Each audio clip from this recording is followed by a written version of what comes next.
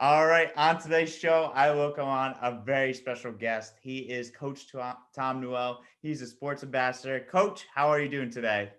Wonderful. Thank you for the invitation, Jeff. Looking forward to our visit here. Yeah, I'm excited to have you on. You're just like, we spoke off air for a little bit. You're just an amazing person. And I've heard great things from you from Coach Cobley. Coach, I want to ask you, how are you doing during these times? I ask everyone this question. How are you doing during these times? How are things out west? How you holding up during these crazy COVID times? Will be one qualified individual that has come out of the quarantine isolation with the experience of being able to watch paint dry, any color. I still have my sanity, and I'm very thankful to be upright. That's But great. the one thing I will tell you that I've learned out of this is really understanding how to be human again.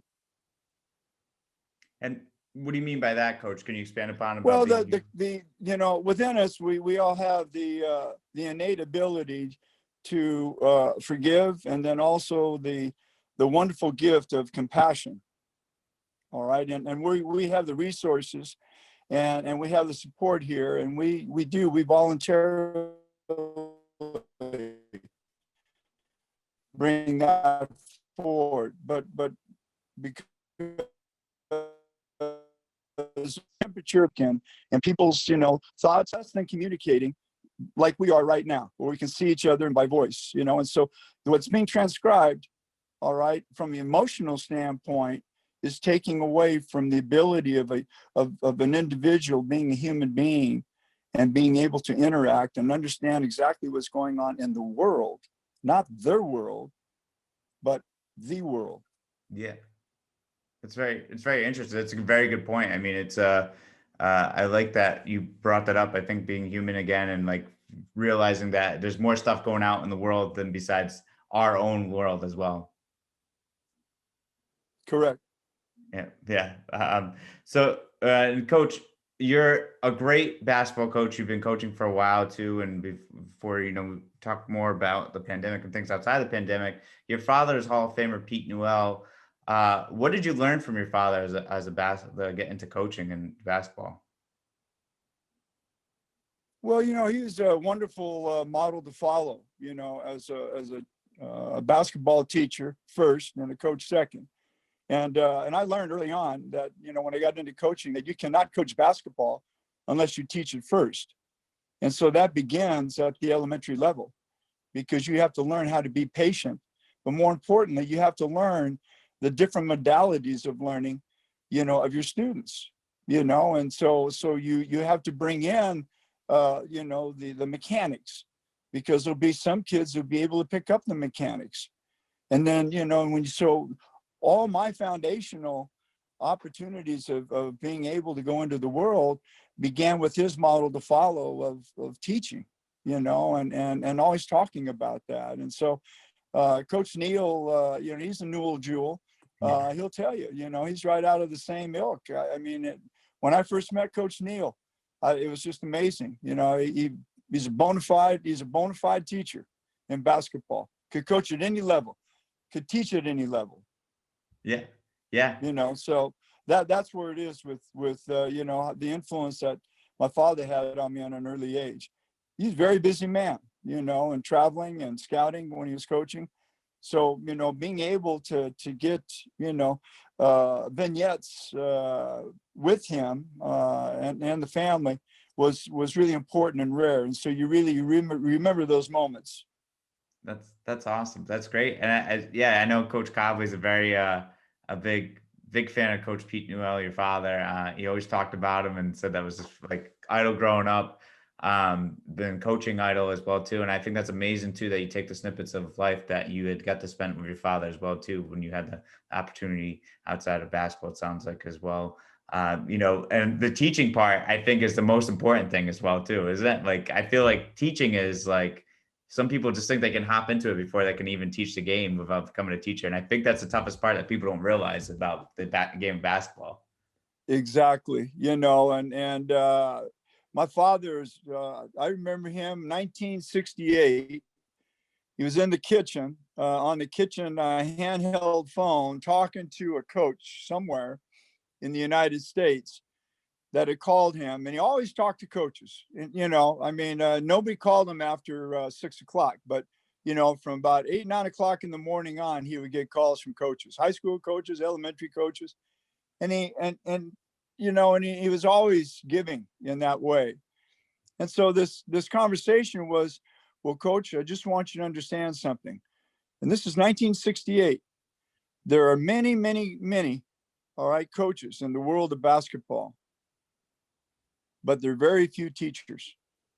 So you have to decide, if you're going to stay in basketball, are you going to be a coach or are you going to be a teacher first? Never forgot it.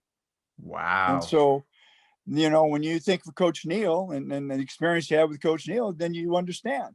If you've been in another sport at an earlier age or later age, and you remember that model, maybe that was a coach that didn't teach and you just relied on your own fundamentals and skill, and then put you in position, where you would operate there until you failed because he didn't teach you properly.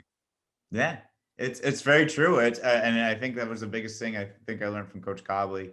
What he taught me is to become, from him, one, being a coach with me back in high school, to, having him as well too. And I think the biggest aspect from being a player to going into the coaching was the teaching aspect of it. I think it's a big learning curve for a lot of guys that you have to understand. You can't just go out there and show them the way you want to do. You have to teach them and show them how it's done. And everyone learns differently in a different way. Absolutely. And that's the only way the game evolves. Okay. Trust me, the game is not going to evolve because the 3-point shot is entertainment. Okay. The game will only continue to evolve because at the lower level, the kids are being taught the fundamentals. Yeah. Coach Steve Kerr came out a couple of days ago bemoaning the fact, all right, that his team, his young team, they're great effort and whatever, but they don't block out. And here they are almost into 70 games and they don't block out. And so they've lost a lot of games, close games, in the fourth quarter because they didn't block out in the first quarter. Yeah. And so he was talking about how the players are not being taught anymore at the lower level. And you had to look at the college benches, and they've got 8 to 9 coaches on the bench. You look at the NBA level, they got 8 to 10 coaches on the bench. You look at the AAU, you've got 2 coaches there maybe. And then these kids, are coming in maybe for 1 practice a week, but they're just playing. But then you go down to the middle school level, and then you see there's maybe only 1 or 2 kids out of the 10 kids that are really advanced, that have skills. And you find out that it's the coach's son and his friend or a cousin. Yeah. And so what I'm saying is that, there are kids that are being taught, but it's like a 1% or 2%, Jeff, if you follow me.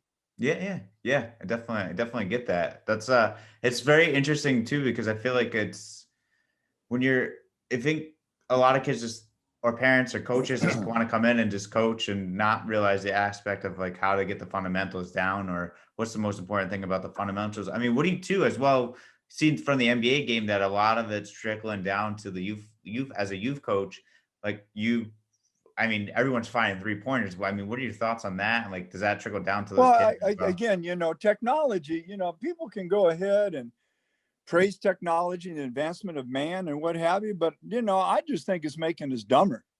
Because the simplicity, all right, of everything begins with a foundation. Okay. And so the foundation of basketball has been shaken. Okay. Right now. And so at the NBA level, I predict, maybe not my lifetime, but yours, the baskets will be moved to 11 feet. The sidelines will be extended. There won't be, front row seats like they are now. And then behind the benches, 2 rows or 3 rows. I think when you look at an NBA bench right now, I see that's where the NBA is going to be in the future. I think they'll take away 10 rows to give more privacy to the players, and just because of social media. And because, people have cameras and posting things and what have you, and, microphones and hearing comments, and so I think that technology is going to influence behavior to the point where, if the pandemic, we manage it, but there's still going to have to be a control, of contact, and I don't know how that's going to go, Jeff. But what I'm saying is the way the game is evolving right now, that if the advancement is more towards, shooting, and you have all these taller players, and now it's become an individual game, it really doesn't become, a $25 a game, thing, because these kids, are now 30 that played the game, NBA 2K, they're 30 years old now, and are thinking about, well, this is just like going, playing a game, but seeing it live. There's no defense, Yeah. they're putting up shots from half court, Yeah. and they're throwing up lobs, things like that. But there's no execution, Yeah. so that's what my crystal ball sees.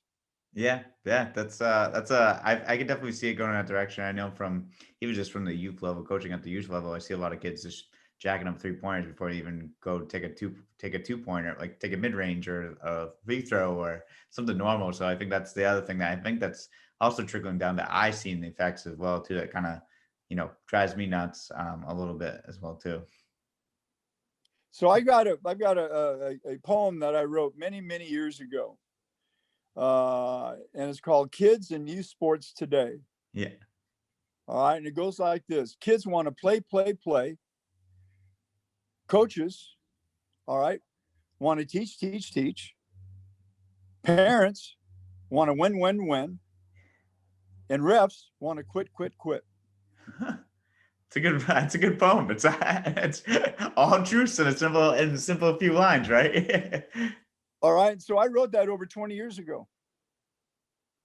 That's crazy. Because I was doing clinics in the community of Seattle and the surrounding Puget Sound area. And I have a handout, and I gave that to the coaches. And I've always put it in all my handouts. Well, I've been putting out handouts since the mid 90s. But what I'm saying is that it hasn't changed. Yeah. It has not changed. Think about that. Yeah. Excuse me. It's crazy to think about. I mean, over a 20-year span, and it has not changed since then and everything like that. It's just kind of seems like it's going on the same pace. Maybe one day we'll see, hopefully maybe sees a little bit of change. Well, I think, no, they're purists out there. Yeah. Without a doubt. I mean, I really enjoy watching Pop's teams, and how he takes young players and the veterans, and there's an order, there's a respect order there that has carried over. You see it in Milwaukee with Coach Bud, and Monty Williams, and so I there's hope. Jeff, I'll be honest with you, there's hope, as long as Coach Neal's back there teaching and you're bringing up the game and talking about it, it's evolving. It's not devolving, it's evolving. That's good. Yeah, well, I appreciate that as well too. There's no, hey, Jeff, remember this, there's no defense for the truth. Yeah, that's true. That's very true. That's a good point. It's a very good point. I appreciate that, Coach. I know Coach Neal will be excited to hear about that as well too. But Coach, also I wanted to jump into a little bit of your career and probably talk more about this too. Like, how did you start as a scout with the Golden State Warriors?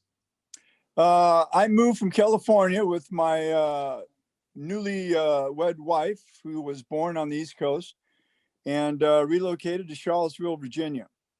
And her brother, my ex-brother-in-law, was living there already, and had an opportunity to work with him and rehabbing homes, and taking old homes and refurbishing them, whether it was the roof or windows or the walls or whatever. And I like doing that. I was doing that before. So was there for 4 years. And when I was in California, I had worked as a juvenile probation officer and also had basketball camps for the kids in the summer in the Owens Valley area. And so I've been involved with the communities, ever since 1975. And so, wow. And being a model to follow and trying to give back, to coaches and trying to help them understand it's not about you, it's about the kids first. And and wear a rubber band, not for good luck, not for your hair, but to remind you, the basketball is a game of adjustments. You got to be flexible. Some kids are going to show up late because their parents were late. Some kids are going to show up with 2 right shoes, and people laugh. And I say, well, no, there was a player in the NBA that did that, in a preseason game when I was coaching with the Seattle Sonics. And that was, no, you can't do it. He played with the Clippers, and then also played with the Sonics. He was a big man. I'll have to look him up. What's that? I said, who was that? Or do I have to look him up? No. His initials were BB. Okay. All right. So, yeah. But anyway, I'm sitting there, and players going through the warm-ups, and so our coach is Bernie Bickerstaff, and he's standing up, and he was talking to Gene Shue, who he coached with who's coaching the Clippers, but who he coached with in Washington after K.C. Jones left. So anyway, Bernie comes back, and I stand up and say, "Hey, B," I said, "Look at your own, look at B's feet." And he goes, "Tommy, why do I want to look at him?" I said, "No, look at his feet." So anyway, he's on the other side, the rebound line, and so gets the ball, passes it, he comes back in front of us, and he's looking at his feet, and he's got 2 right shoes on. And then he watches him go in for a layup, and he looks at me and he goes, "Tommy, this is some shit here." So anyway, he says, "Wait here." So he ends up, goes down to Gene. Gene gets up off the bench, comes over and talks to him, and Gene's looking, and Gene just shakes his head, and I can see it. All right. And Bernie comes back, and Bernie's shaking his head. And so he calls Benoit over, and Benoit comes over, and Gene's talking to him, looking up at him and looking down at his feet. And Benoit just has his, there you go again. So it's Benoit Benjamin. Benoit has his head down, and Benoit's gone. He goes to the locker room. Now Gene comes over.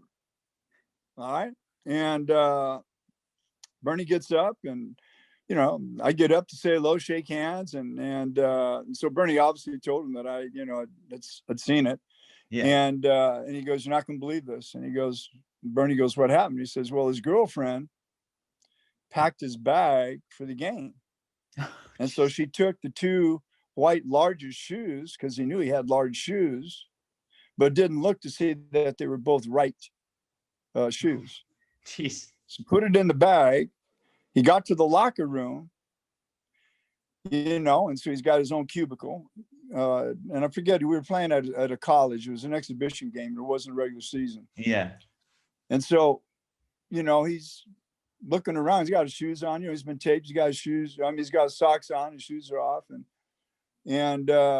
he's got the right shoe on. He goes to put the left shoe on, and realizes it's the right shoe, and he doesn't put it on all the way, and then he realized nobody's looking at him, and so he puts on the other one, and so then he decides to walk to the bathroom, and do whatever, and didn't feel bad.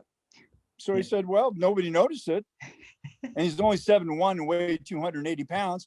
If nobody noticed it, then I guess it'll be all right. I'll see how it goes. If it doesn't feel right, then I'll tell coach." Yeah. So I admire him for his courage. Yeah. And I tell coaches that. They all laughed about it, but I said, "All right, I want you to understand, okay? I felt bad for him, but when I heard the story, I really admired him for his courage." And I told Bernie that. Yeah. I admired Benoit for his courage, and I mean that. Because most players would be really embarrassed, but he still was in an exhibition game, still wanted to compete.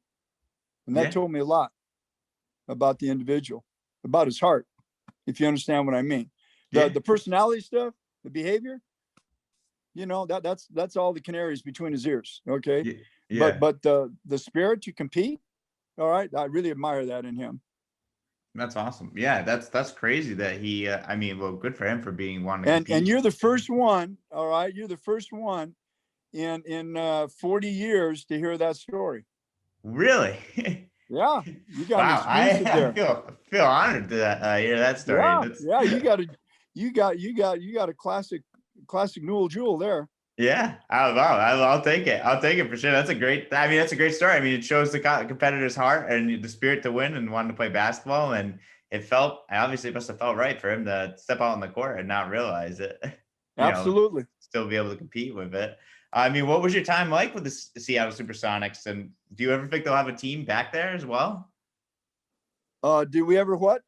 I mean, what was your time with the Seattle Supersonics? And do you think they'll ever have a team back in Seattle? Oh yeah, that'll happen. With the money that's available, in the Northwest today, that'll happen. I just don't know. Coming out of the pandemic, I think probably in 24 they'll start entertaining bids.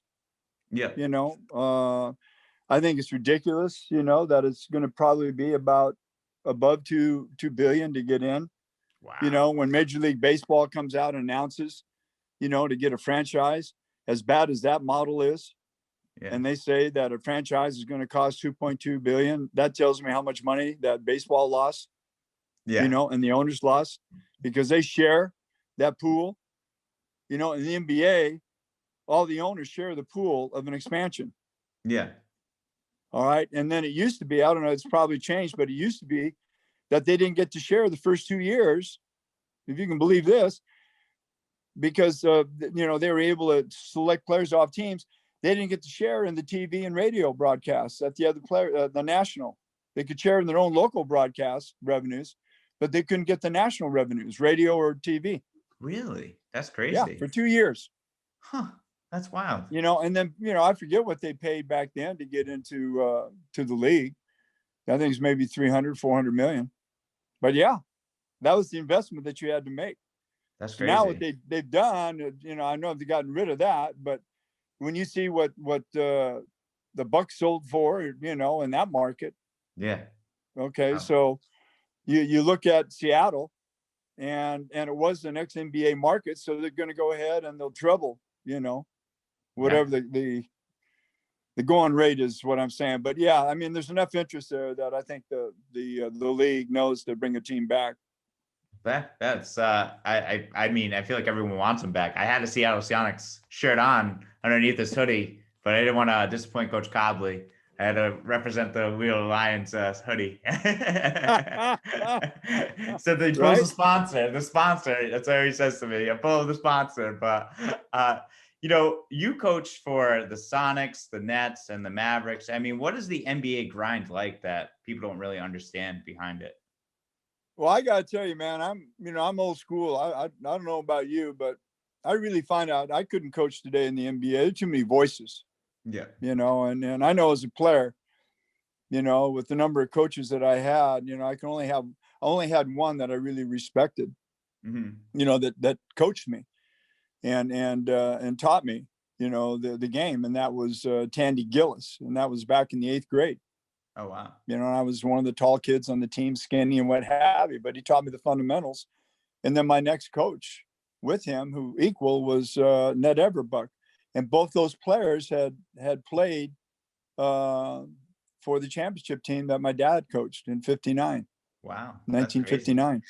And so here I was, in the 8th grade and tall, skinny. I'd only played organized basketball since the 7th grade in a parochial school in Oakland.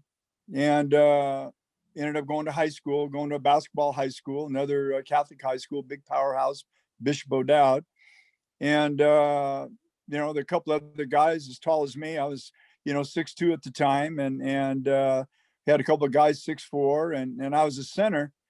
And, but Tandy had taught me the fundamentals. And so I was the left-hander, but I had really, I'd been empowered to work on my offhand. And so I was really more stronger with my right hand than my left.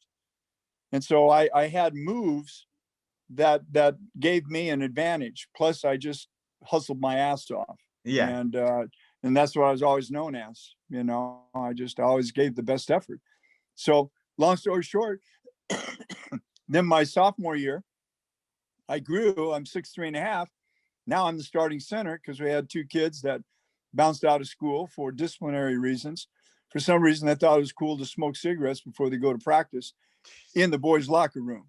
Yeah. The only problem is that you go back to the 60s, the way they had the HVAC set up, they had vents that went from the locker room up into the gym. Jeez, So it smelled like smoke. And so coach was up there and goes down, catches these guys. That was it. That's the end of that. Anyway, Yeah. they were off. So Ned Everbuck was my coach, and we had just wonderful. We had one of the lost one game, and you know he was like 6'7", weighed 265 pounds. The last game of the season, we're playing South San Francisco Reardon High School, and I think that's where Aaron Rodgers went to school. Maybe went to Sarah, but anyway, we ended up we played the preliminary game. We were tied with Reardon. And then, if we beat them, then we won the league title because they didn't have playoffs for JVs. And so here we were like 22-1. And we win the game, and we go to pick him up, all right? So you got to understand, he's 6'7", weighs about 265, 270. Just a great guy, right? But I mean, try to think of Humpty Dumpty with appendages, okay? Yeah. So we go to pick him up. All right. And we're going all over the court, man. You know, we got, 8 guys, with his shoulders under his legs, and we got 4 guys holding his back up, and he's loving it. Okay. And then all I hear is this Newell. And I stop and I look, and it's the varsity coach, because I'm a captain on the team. He gives me his finger to come over to him. Get your ass off the court right now. Goddamn, we got a game to play. Our game is more important than your shit ass game. Wow. That's crazy. True story. Wow. So, we stopped, got into the locker room, and then we dragged him into the showers. Yeah. He willfully came. Yeah, he willfully came. So then I played for that next coach for 2 years, and we won the Catholic championships, and we were the Northern California champions. They didn't have the state championship at that time. And we're the only team in the Bay Area that had all 5 players, all 5 starters, all my 4 teammates. We got scholarships out of high school. Wow. Yeah. That's where Byron Scott, who coached in the NBA and played for the Lakers on their championship team. He went to school there. Jason Kidd was coached by my high school coach in St. Joseph's in Oakland. Wow. So I got some influences. I've got a lot of lessons learned and new knowledge gained. Okay, every day. Yeah. Wow, that's crazy. That's amazing. Have you ever spoken to like Jason Kidd or Byron Scott, those guys who played? I saw Jason. I was scouting in Arizona, and I went up to him, said hello, and introduced. He knew the name. He's just cordial. I just wanted him to know, that appreciated. He represented the 510. Yeah. So that's it. Nice. I mean, he wouldn't know me. I mean, if I walked in, he wouldn't know me. But if I said 510, then he goes, "Oh yeah, I know you." Yeah. That's awesome. You know how that works. Yeah, exactly. We're the 401, so I don't know about that. Booyah. Yeah. So, Coach, where'd you end up playing at college? You play at University of Hawaii? I started out at University of Portland, Oregon. Yep. And at that time, there was a high escalation beginning in Vietnam. It had just started in the spring of '65. So my draft status, I was fortunate enough to register when I turned 18. So my draft status for that year, 65, 66, had me at 2S, which is the first student. So they couldn't draft me at that time because I was a student, college student. All right. So the ones that were exempted, to give you an idea how crazy it was, if you were married, all right, and you had a child, you were exempted. But if you were married, you were still eligible.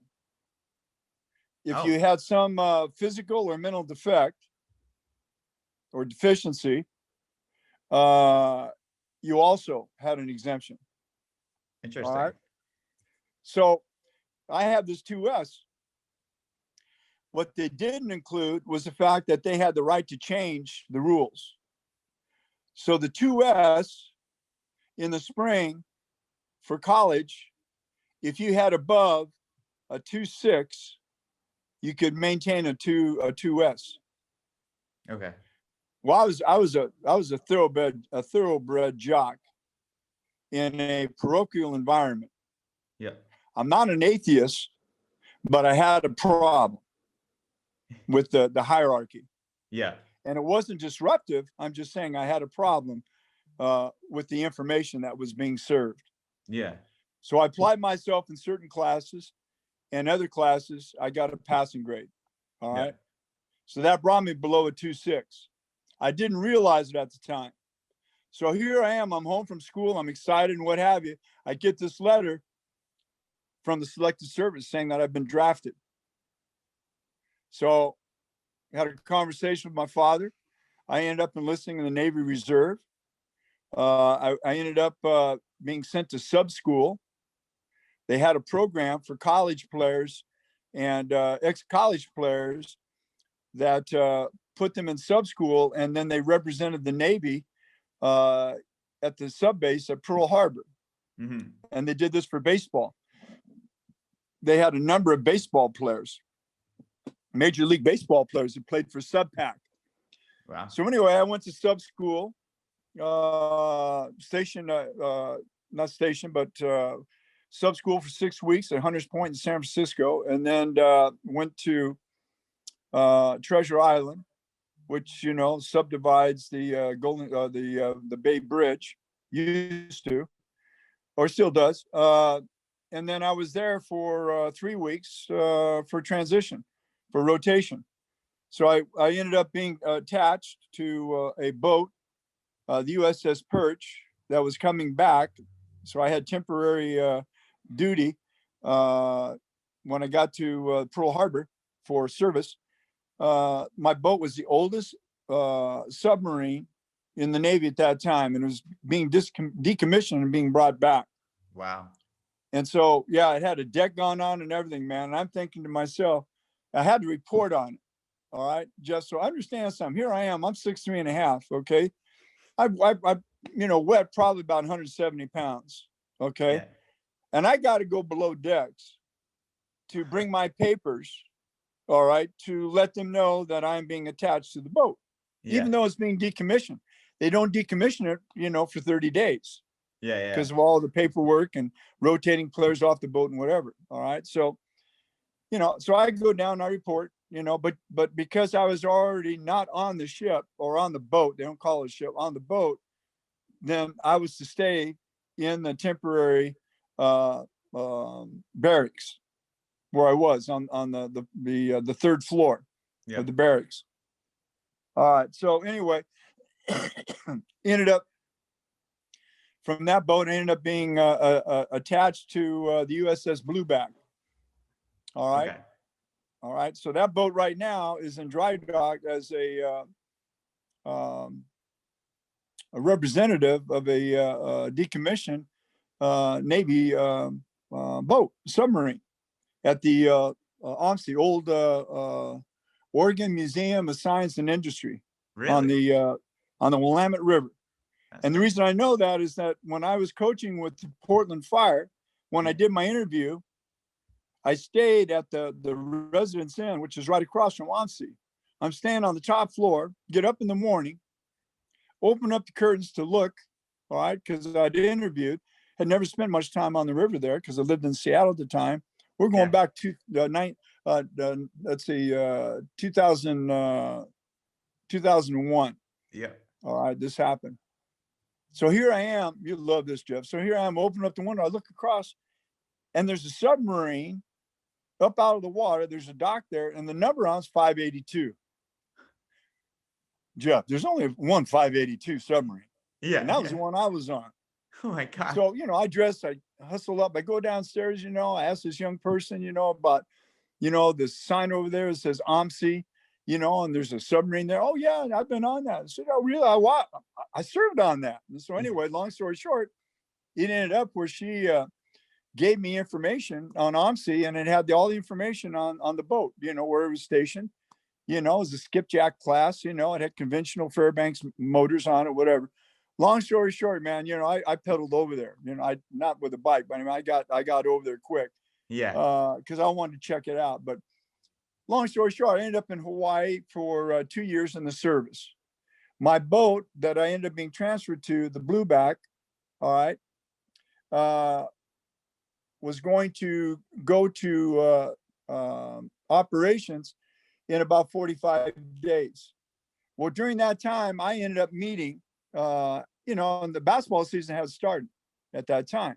Yeah. But I'm playing ball and I'm working out, okay?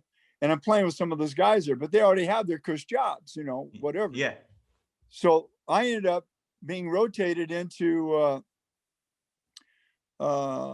special services that provided cars and provided at Barbers Point, northern part of the island, cabins out there for the pilots or any service people, Navy people that wanted to take a weekend or a vacation out there.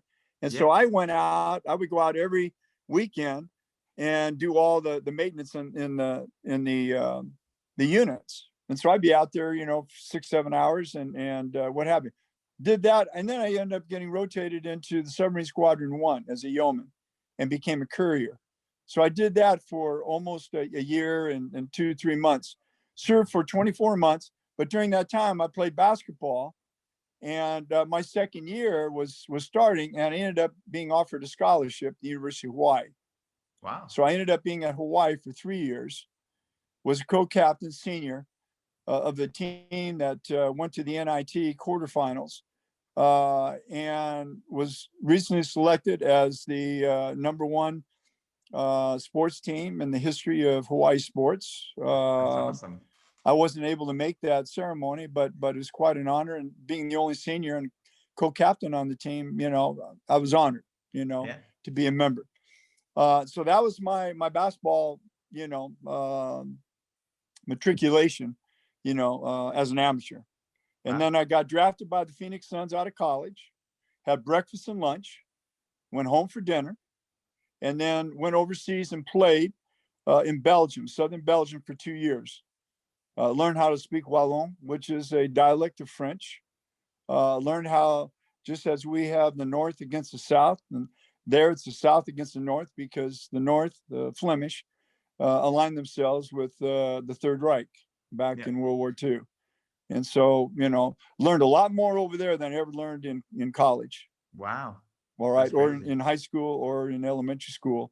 Yeah. About, Europe and about World War II. So anyway, did that. And man, ended up being a player coach with the team. And it was a great experience. That's great awesome. Experience. That's there awesome. It is, man. That's such a cool experience, and that's crazy. I think that interesting part about learning the World War II stuff, that might have to be a phone call on its own. I'd be interested to hear that, because I'm a big history buff, so I'd be interested to hear what you learned over there. Oh yeah, no, we can talk about it, off air or whatever. Yeah, I'm happy to share that with you. Yeah. I mean, one of the most compelling, one of the most compelling illuminations I had was sitting across a 90-year-old man who was in a rocking chair, and he's a great grandfather, and his son had gone to medical school in Boston and spoke 3 languages, Michel, and his family had 3 young children. And so he kind of adopted me. And so I, would go over there on weekends and have dinners, and they're really big on Sunday dinners, family dinners. Yeah. And so I met him the first time. And so here's this man, try to imagine, right? And he hasn't missed a meal since he was born. And so he's sitting in a chair and he's rocking, and he's got the biggest ass cigar you could ever imagine.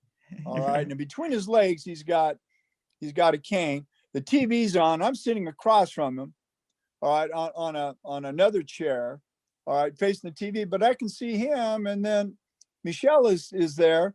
And he says, Coach, any question you want to ask him, he'd love to talk to you. And I said, well, great. So he's rocking and he's smoking a cigar. All right.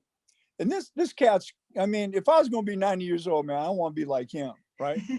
I mean, he's chill. The only thing he didn't have in that rocking chair were wheels. Okay. So I asked him, and I go, Michelle, ask Pops, or call him Papa. Ask Papa, what was the first car he ever owned. And because I was curious, I mean, he went through a couple of world wars, experience and whatever. And so, and here it was, this is 1971, right? I'm where I met him. And here he is, 90 years old. Never had a car. Couldn't afford it. Wow. So then it just opened up, I didn't have to ask him another question. He said he had never flown on an airplane. He said he had all his life, he's been a railroad conductor. When the war broke out, and he took his family. He had a bicycle and he had a knapsack that had silver in it, silverware. Yeah. And he took the family and they immigrated to northern France, to a farm. And they used the silver, all right, to exchange for bread and whatever, but they stayed in the farm, in the farmhouse. And the farmer took them in. This was a true story in northern France. And I just listened to it. And I was just taking it in. I was just trying to imagine to be displaced like that in America. I mean, Jeff, I grew up right there. Yeah. Okay. Especially after losing a couple of friends in Vietnam. I mean, to hear him talk about it. Okay. And so then he said they survived, and thankful and what have you. And came back and he said that he became a conductor and never stopped since. Wow. And had no interest in owning a car. He said, why would I need a car when we have trains and we have buses? Good point. And so, I didn't ask, well, what'd you do for vacations, but they went on vacation, whatever. All I'm saying is he made practical sense to me.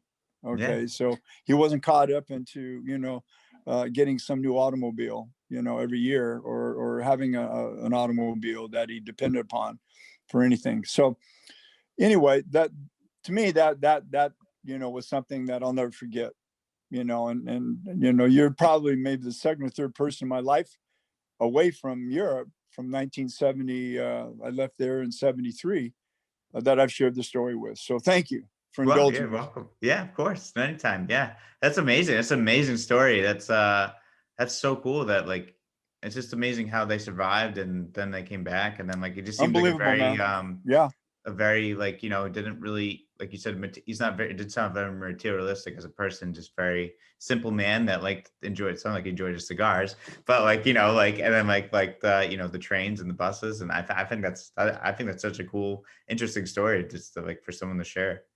Oh, unbelievable. And he never complained. That's the thing.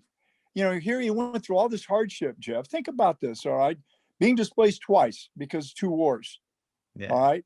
1971, here I am in a country that's in a war in Vietnam. And he's talking about displacement, and I have my own issues about where our involvement in Vietnam. One, because we were fighting against somebody that fought out of, coconut trees and tunnels and didn't have a Navy, didn't have an Air Force. And yes, we engaged with, the Chinese, but all I'm saying is that they were really never a threat. Okay. Yeah. And that, and I know that. And so, losing 2 friends hurt, and having another peer that lost his, below his knee, lost his foot to a punji spike.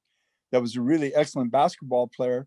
And because he wasn't married, but going to community college and the selective service changed it so that if you were in community college, you were now eligible to be drafted. It didn't matter you had a 3.0 or 4.0. Yeah. You went. Okay. So he ended up going in. Well, he's on patrol, stepped on a punji spike, lost his foot. Jeez. That's awful. So, anyway, so the European experience for me was, my rebirth in life. Yeah, that's awesome. So I went 23 years and then I was born again. Wow. That's crazy. That's amazing that whole experience in Europe changed your life and, led you down a path. What's the decision to, get into the coaching? You were a player coach in Belgium. What's it like to come back to the States and then end up coaching that way?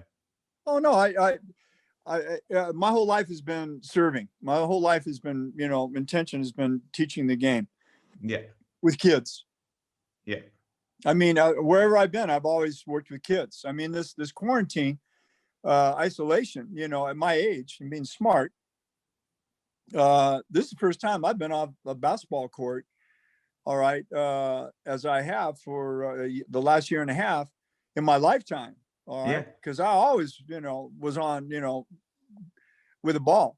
I shouldn't say my lifetime, but, you know, 9 years old on, you know, I've always been on a court. And so as my semi-retired life, you know, I'd be on a basketball court 4 or 5 times a week for 2 hours or so working with players. Yeah. All right. And so, or on the weekends, you know, a couple hours. So here I am.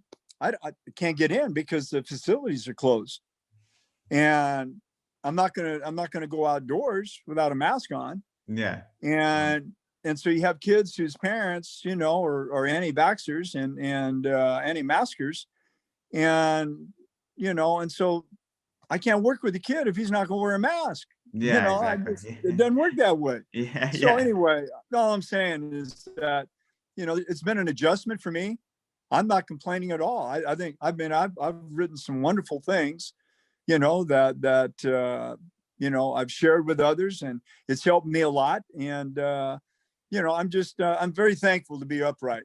Let me put it that way. I've been having challenges since my heart attack in 2015, but Oh, man, I'll wow. tell you what, you know, we come out of this pandemic. I'm really looking forward to the restart. I'm Yeah. all for it. That's awesome. Yeah. What are your plans for the restart? What do you got going on? What are you thinking Well, about? thank you for asking. The most important thing coming out of the restart is understanding that, you know, our children have been deprived and denied the opportunity to recreate. One, because they may have been 3 or 4 kids in a house or an apartment, didn't have the access to park facilities or a basket or a ball, or have grown and the shoes didn't fit, hadn't celebrated a birthday or got Christmas presents because of unemployment and because of displacement, because of the pandemic. A lot of psychological things, and you know, and I know kids internalize at an early age, Mhm. and because they don't know how to express themselves, they don't know how to express pain that they can't see. Yeah. When their finger hurts, they see where the bone, all right, is bruised. They see that. When they you know, they see a cut and they see a bleed, all right, they you know, the reaction goes from, you know, when they were an adolescent, you know, and younger, and understanding, you know, that a band-aid, but there's panic there and what have you, and so they react to it. But you know, from a mental health standpoint, when there's insecurity and there's panic and there's fear, you know, children internalize, and they hide it, they keep it, and so I'm really concerned about adult coaches, volunteer coaches of children ages 8 to 14 before they get to high school, getting on the basketball court again and not understanding it's, you know, the whole mantra should be back to their future, and their uppercase, and future uppercase F. Yeah. But that should be the mantra for these coaches.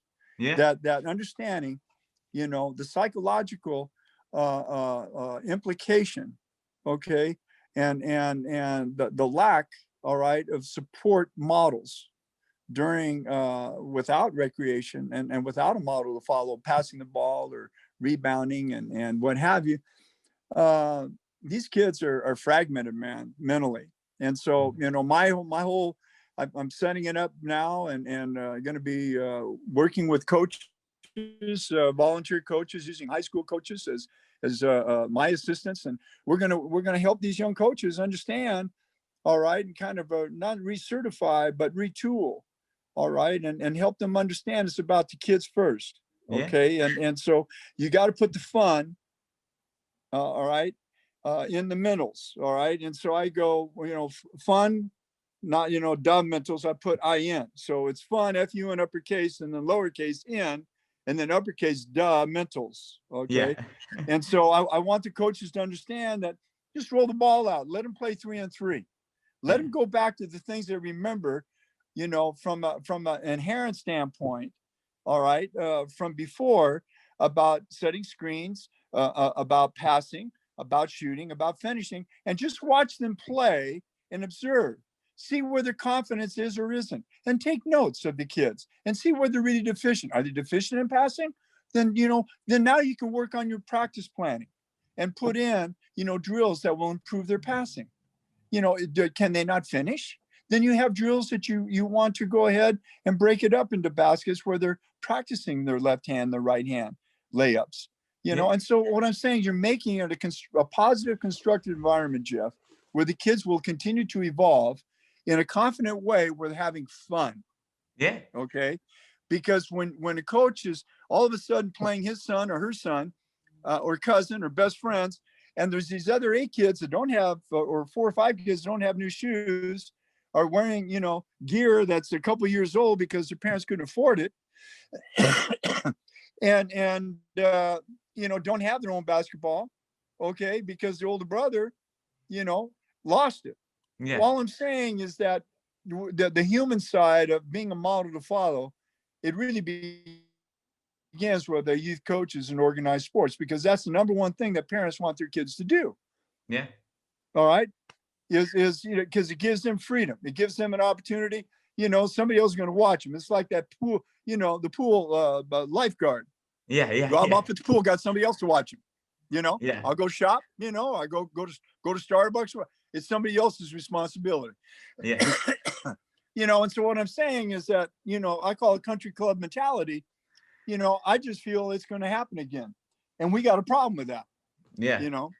We really do. So the emphasis is back to their future, setting up, bringing in a sports nutritionist to help the coaches understand that a lot of these kids are going to be overweight.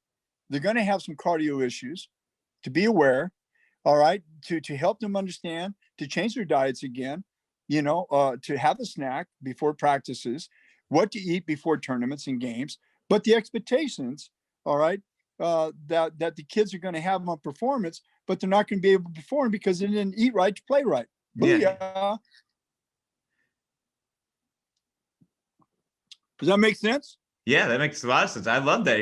I think that's one of the greatest things. I think when I'm reading about your background, coach, is that it seems like you're just a big advocate for children and health and care about the kids. And I think that's such a cool thing that you're getting this process going and making this happen, because I think that's the biggest thing. It's like there has to be a little bit of some normalcy when we get back to out of this pandemic. And I think that building confidence in these young men, young children, and like boys and girls, and helping them grow and get them back into that basketball shape and help them build confidence within them and not get down on them if they miss a shot or don't box out right or do something. Just let them have some fun. And I love the idea behind it. I think it's such a great idea. Great. Good. We'll spread it around, man, because we got to get the word out there. It's back to their future. Yeah. Structure creates behavior. Yeah. But there's going to be a lot of attrition, especially in basketball. Okay. Because it's an indoor-outdoor activity. Yeah. Excuse me. Yeah. But there's going to be a lot of attrition because kids are going to be abandoned. All right. Before the pandemic, I know this, all right, because I've been certifying coaches for 40 years. I did it in Seattle, not certified, but I used to do coaches clinics. Yeah. Back with the Sonics. I did camps, and the camps were called, believe it or not, best effort camps. But anyway, I brought the same model back in the 90s, late 90s, and 2000s to mid thousands. I brought it back to, are you there? Yeah, I'm sorry. There we go. Yeah. All right. I brought it back to Seattle again when I got off the road of coaching, and and ended up, each summer have anywhere from 12 to 1,300 kids, free camp for the kids, supported by businesses in the community, and used high school players as models to follow, and worked with recreation centers. We went to 22 different recreation centers. And then we took the same model of drills that we introduced to kids. All right. And we gave them an essay program. If I were a coach for today, this is what I do. Unbelievable essay. And they could draw pictures or they could reflect. All right. If they were a coach for today, any sport, Jeff, most unbelievable experience that I've ever had. And I've carried it on with me internationally. I've got some letters from kids, essays from kids from their heart. Break your heart, man. Make you cry. Absolutely make you cry. Yeah. Seriously. I, But what I'm saying is that, you know, the the whole idea of just because you played the game, you know, you can coach the game. What did I say? You can't coach unless you teach first. teach. Yeah. So pre-pandemic, you know, the reason kids were quitting sports was because it wasn't fun. Coaches played favorites. All right. Coach yelled a lot. Okay. Didn't learn anything. Excuse me. Yeah. And they quit. Yeah. Think about that. Yeah. Think about your own experience. If you were going to quit a sport at an early age before you met Coach Newell, why would you have quit the activity? Because it wasn't fun, or I wasn't enjoying myself. That's probably why, like, right? Because it wasn't fun. That's like the thing I'm thinking about. Yeah. Takes So away. you see what I mean? Yeah. So now we're coming out of the pandemic and we're going to have kids that have grown, all right, exponentially, and kids that are not going to be coordinated. You might even have to teach them how to retie tennis shoes because they've been wearing Crocs and flip-flops. You see what I mean, Jeff? And just what you're doing right there, brother, you know, warms my heart because you're laughing. Yeah. Because you have to have the ability to laugh and disarm angst and disarm fear and make it fun for the kids. Yeah. And explain, we're going to, you know, whenever I would do clinics with young kids and I demonstrate things, I would dribble off my foot because I would tell them we're going to make mistakes because mistakes are part of the learning process. Exactly. And so I dribble off my foot and they'd laugh, you know, and I go, oh, shoot. All right, I'm going to keep again, but can you tell me why I dribble the ball off my foot? And then the kids are engaged. Yeah. And now they're empowered, all right, to reflect and know right from wrong. There are only two habits in basketball. Yeah. All right. Good habits and bad habits. Yeah. There are only two ways to play the game. The right way and the wrong way. Wrong way, yeah. So if I'm dribbling a ball with my head down, is that a good habit or bad habit? Bad habit. Is that the right way or wrong way? Wrong way. Booyah. Yeah. So now I got another one for you. I don't want to embarrass you, but it's going to give you just a simple lesson that you'll never forget, especially if you're a youth coach in basketball. How many speeds are there in basketball? 3, right? Thank you, Coach Newell. Yeah. All right. Run them by me, bro. Oh, man. I can't. Geez, I don't know. I can't think about my head. I know there's 3 speeds in basketball. Is it? I don't know. I'm drawing a blank. Hold up, man. Let me ask you something. I'm going to give you some props. I love it. If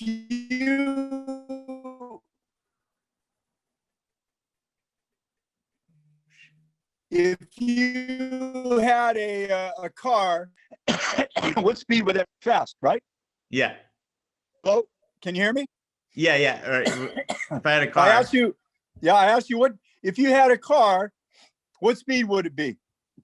It would be, well, if I had to turn it on, it'd have to be, it'd be a 3, I don't know. Be fast. Be fast. What speed? Fast. It would be a fast it'd be a fast speed, right? Yeah. Okay. If you had a bicycle, fast. Compared to a car, what speed would that be? Fast. Oh, slow. Oh, wait a minute. No. Slow, right? Fast. Now you make me think, Coach. I don't know. Now I think it would be slow to compare to a car. Okay.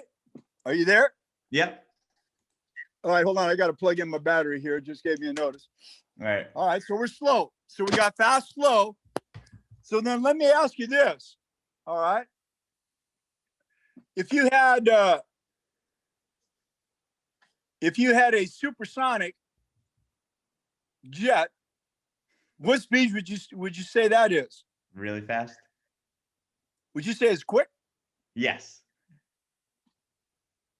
All right. So what I do is I say quick is change the direction, step back, crossover, defensively switch, jump out. Okay. Rotations. Slow is under control, and that's what we learned by. Yep. All right. And that happens in the laboratory on the court. Fast is transition, getting back on defense, off the court. Assignments. Yep. Execution. So once you've taught that as a coach to young kids, they never forget it. Now I forgive you. You got the the numericals right, but you missed out on the I know. I haven't coached in a little while. speed, bro. It's been I think it's been at least, I've been out of the coaching game for at least 6 games. I forget. Really? Yeah, I want to get back into it. I miss it. Really. I miss it a lot. Well, gosh, hey Jeff, I hope you're able to do that, brother. Yeah, I love it. The kids will love it.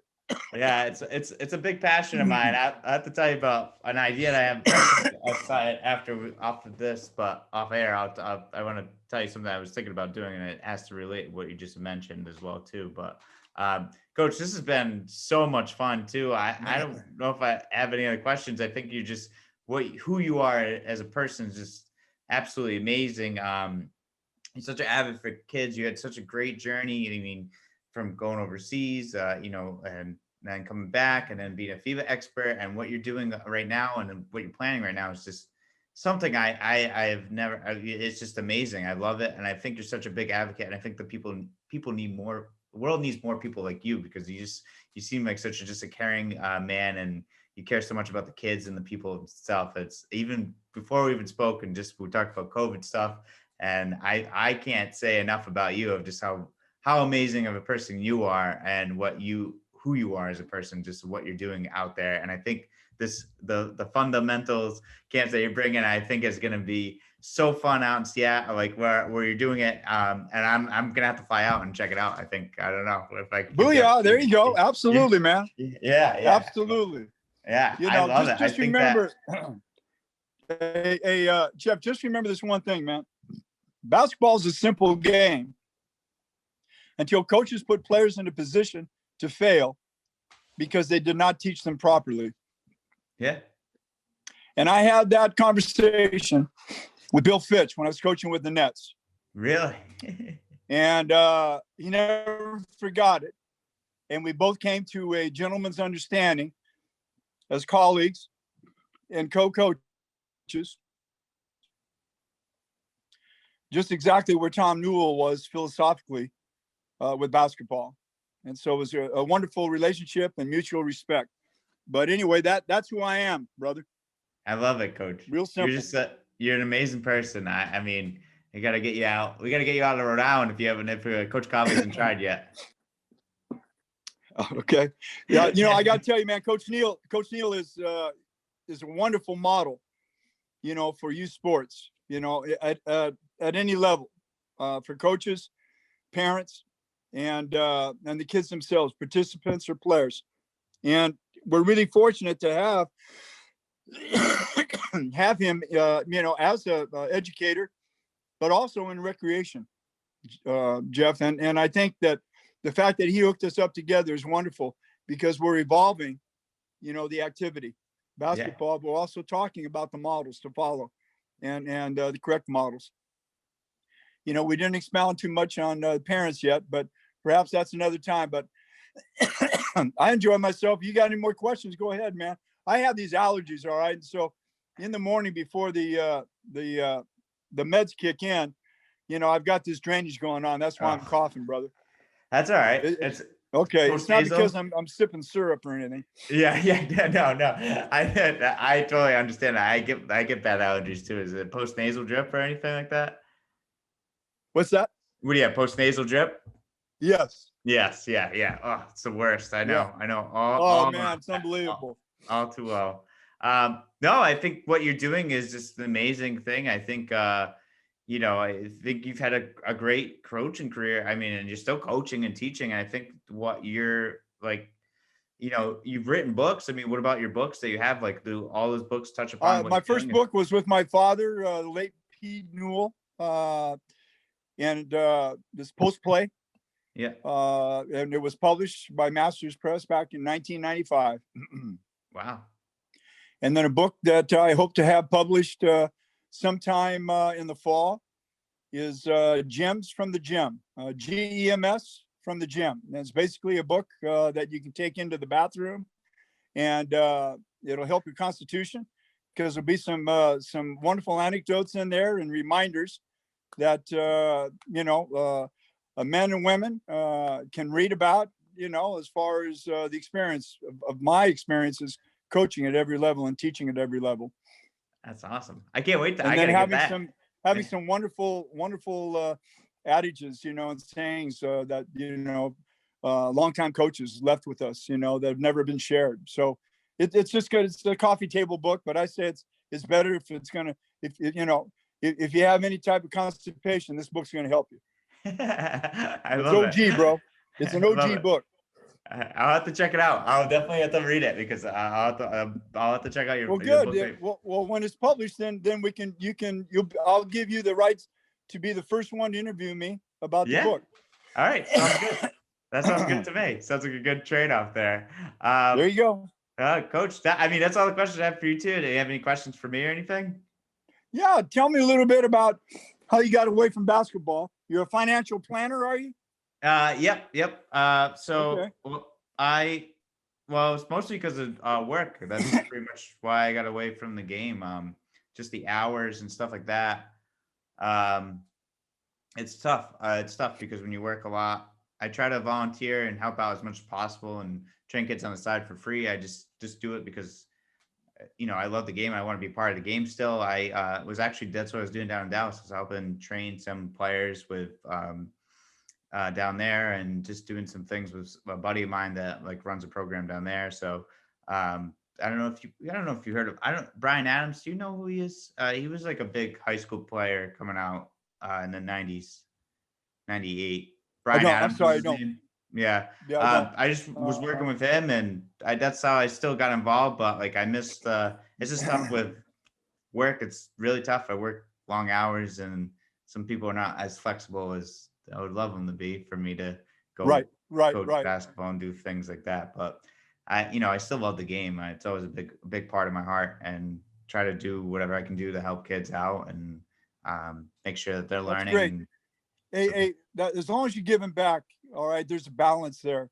Yeah. Just remember that, you don't need to have a team, but if you're sharing the knowledge and the experience, all right, with others, okay, you're evolving the game.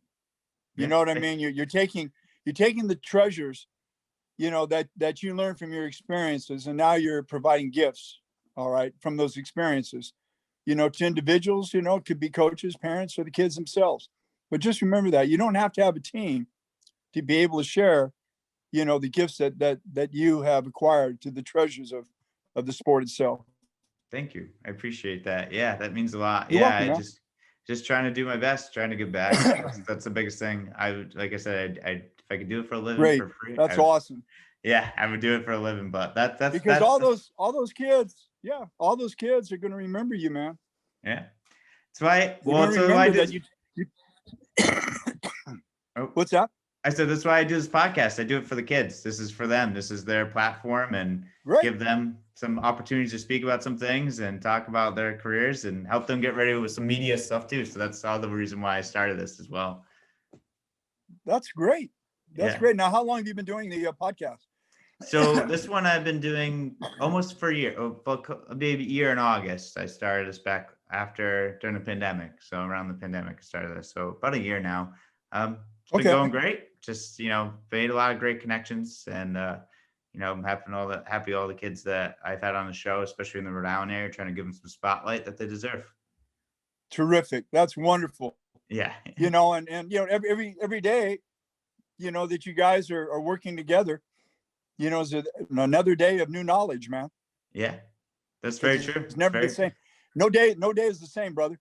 Yeah, it's very true. It's very true. Yeah. It's just like, it's just like they say, no wave is the same. And it's true. Yeah. No tide is the same.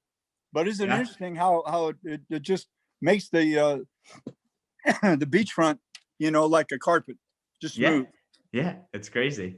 No matter how it's torn up by man, the tide will come back and make it smooth like a carpet, man. Yeah, it's very true. It's a good point. It's a really good point. And so those kids that you're working with, man, you're giving them something that they'll remember. All right. That I remember when Coach Jeff took the time, to talk to me. You know, I mean, one of the things, Jeff, that I think you'll really enjoy here is one of my Newell Jewels, and Neil knows him, is Will Ferris, and he played college basketball at Point Loma. An excellent shooter, really good shooter, and about 6'3", and he's got good handles, and has a cannon. I mean, he can shoot from 40 feet. And so, you know, he's been part of the 3-on-3 Olympic trials candidates, you know, for the Olympics, which I think is going to be canceled, but he's having this experience. And so he, you know, he let me know that he was going to Colorado Springs with these other kids for the trials. And I know he's really excited about it. And so, you know how coaches would tell you to, you know, we take a free throw, to take a deep breath, you know, and relax, exhale. Remember that? Yeah. Okay.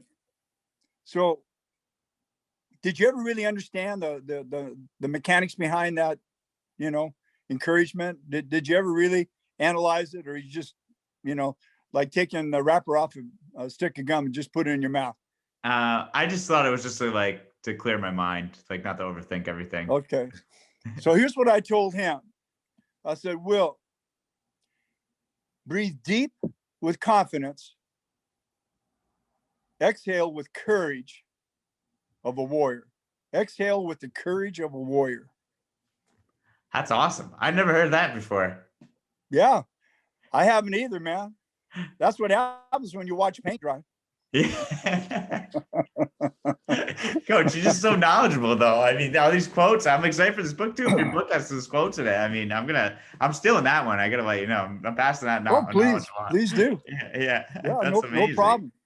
Oh, I love it. Well, Coach, it's been so much fun. All right, Jeff. Thank you enough for being on the show. You're an amazing person. We got to do it again. And I know that I have the rights now to interview for your book. So that's there you go. Absolutely. Absolutely. And Jeff, don't ever hesitate to contact me, brother. And you know, keep doing what you're doing. Okay. And you'll have haters out there, and you'll have people that'll troll you. You know, it's just like I tell people today. I don't know why you turn the light on, look in the mirror. All right. Ain't nothing to see. All right. You know who you are. Yeah. And so it's just, you know, that's the problem. You know, the sooner that we turn the lights off in the bathroom, where we look at ourselves, all right, we're going to see the world completely different. I love it. I think that is an amazing quote too, because I think I need brother. Take that one to bed with me too every night as well, because I need that. All right, Jeff. Tell Coach Neil I said hello, man. I will. I definitely will. Okay. Take care.